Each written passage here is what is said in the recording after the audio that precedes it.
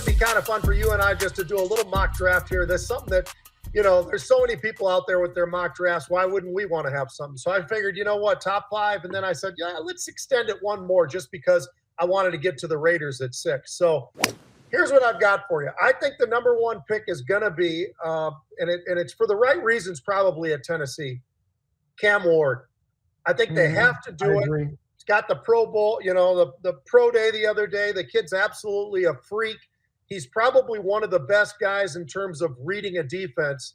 And he should be because he's been in college for like 6 or 7 years. I mean, some of these guys, because of COVID, it's amazing, some of these guys. We see it every year now where it's, 6-year guys and stuff like that, and even some 7-year guys. There was a guy yesterday, John, he's a 7th-year college guy. He's a tight end for, I think is it Florida or Florida State or something like that. Anyway, interesting stuff. I think so. Do you agree with that one? Do you like that one?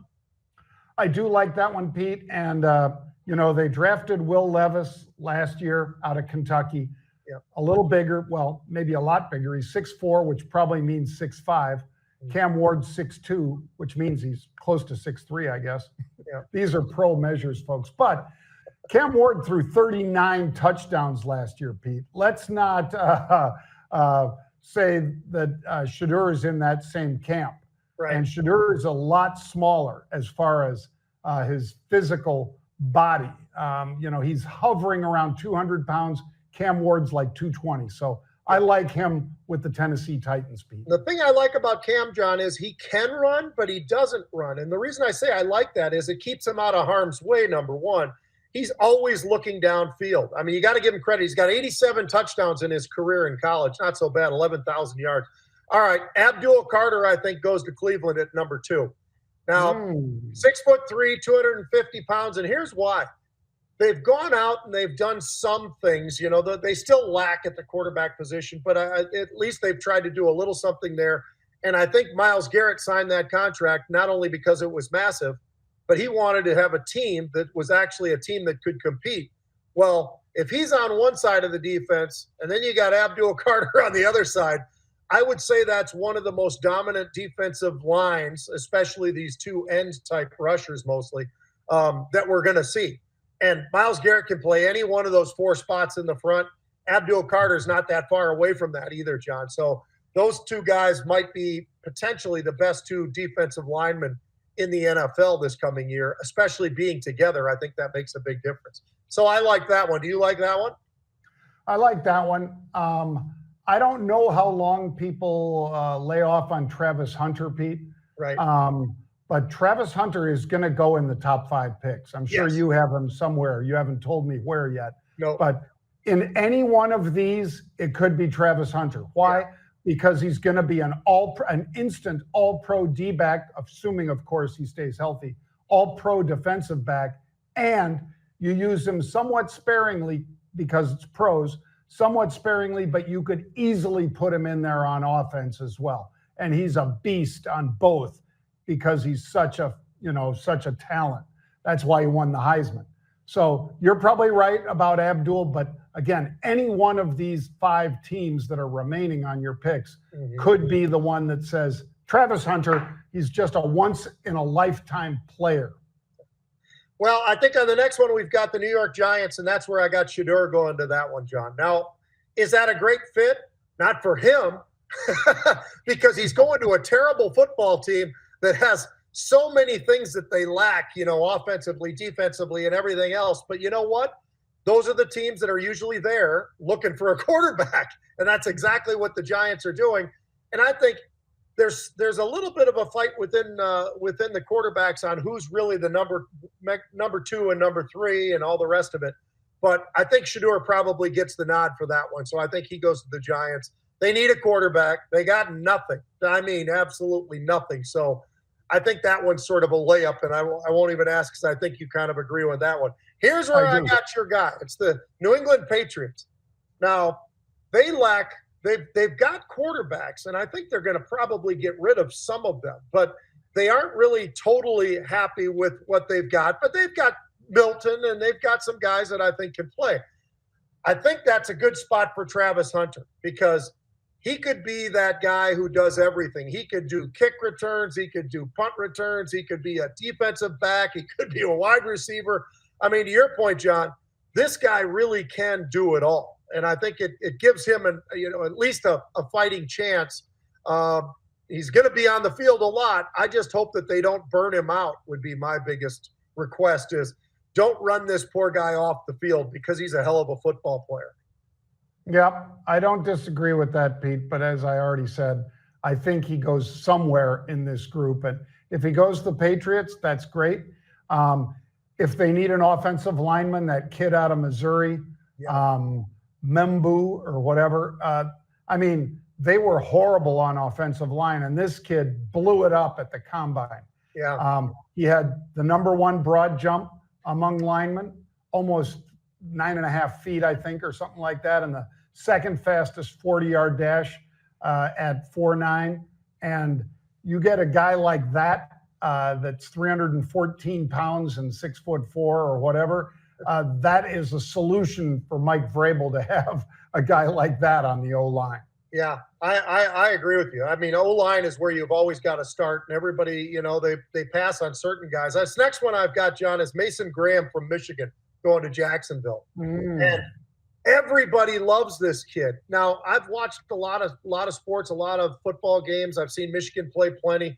He is an animal. There is no doubt. He's a big kid. He's a fast kid. He's athletic, and everybody sort of has him somewhere in this top 5 or 6. And I would think that if that's the case, if he slides down and he's number 5, it's probably the right spot for Jacksonville to make a move because he is a difference maker in the middle of the defense. And you know what? It's like the offensive line. It starts with the middle, the core, and then you move to the outsides. And I think that's where this guy is on the defensive line side too. I think he's pretty special, and everybody has him, ranked extremely high as far as his athleticism and everything else. So that's where I put him. I put Graham there from Michigan. Michigan's got so much talent the last few years. It's just scary, John. It really is. Who else does, Pete? Freaking Georgia. Yep. And, you look at what Carter did for the Eagles and so forth. And I think this Michael Williams, that's Michael with a Y, folks, M-Y-K-E-L.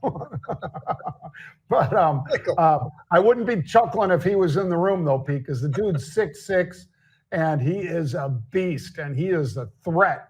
I think had he not had a little bit of an ankle injury early on in this past season, he'd be in the top 4 picks, Pete. Mm-hmm. That's how good he is. And he can just shut down, offensive run to his side of the field. They'll run away from him all day. Yeah, they've done an amazing job with the kids that they go out and grab, and they've had great success along the way with that. This last one, I just thought it would be kind of fun because you and I both being old Raiders guys, and we love the Raiders, of course, and think the world of them. But we got Pete Carroll at head coach, right? Now, they've lacked a quarterback until Pete Carroll got there and says, you know what? Geno Smith is still a damn good player. He doesn't have to be the best quarterback in the NFL. He just has to be a guy who doesn't throw interceptions. And when you really look at the numbers that he's put up, John, it's been pretty spectacular up there at Seattle. And a lot of the credit goes to Pete Carroll and what he was able to do with the offense. He's really a defensive-minded coach, but with the offense and everything else. And I think that's where we see our guy Ashton Jeanty.